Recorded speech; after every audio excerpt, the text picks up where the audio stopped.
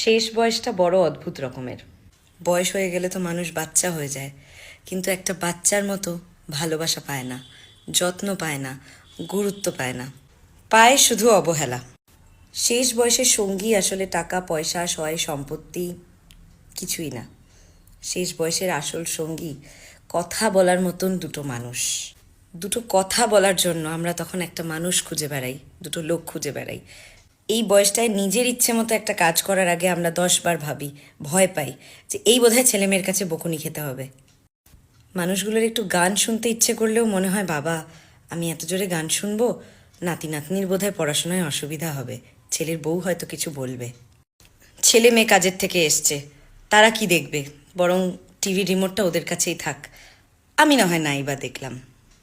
খাবার টেবিল যতই সাজানো গোছানো থাক না কেন, চব্যচস্য খাবার থাক না কেন, তবুও যখন সবাই নিজেদের মধ্যে ব্যস্ত থাকে, কেউ ফোন নিয়ে, কেউ টিভি দেখছে, দুটো কথাই হচ্ছে না খাবার টেবিলে বসে, তখন আর খাবারটাও খেতে ইচ্ছে করে না তাদের। শেষ বয়সের সঙ্গী পুরনো ছবির অ্যালবাম, ওষুধের কৌটো আর বাড়ির বারান্দাটা, আর মাঝে মধ্যে চশমাটাও খুঁজে পাওয়া যায় না। মোবাইলে কিভাবে কি দেখতে হয় সেটাও আমাদের বুড়ো মানুষগুলোকে শিখিয়ে দিতে বিরক্ত লাগে। তারা মোবাইলটা এনে কিছু জিজ্ঞেস করলে বুঝিয়ে দিতে আমাদের ধৈর্য থাকে না। ব্যাংকের বইটা আপডেট করে এনে দিতে বললে আমাদের কর্মব্যস্ততা বেড়ে যায়। বড়দের ছোটোখাটো কাজগুলো করে দিতে ছোটদের সময় হয় না। চশমার পাওয়ারটা বদলাতে বললে এই তো আজ দিচ্ছি কাল দেবো করে করে আমরা ভুলেই যাই।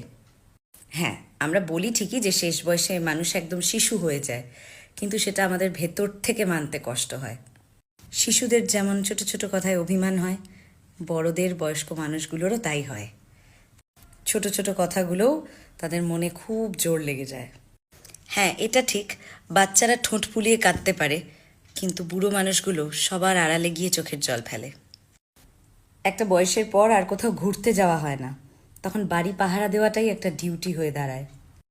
কোথাও ঘুরতে যাওয়ার সময় বাড়ির বয়স্ক মানুষগুলো বাড়ির বাকি মানুষগুলোর কাছে বোঝা হয়ে ওঠে।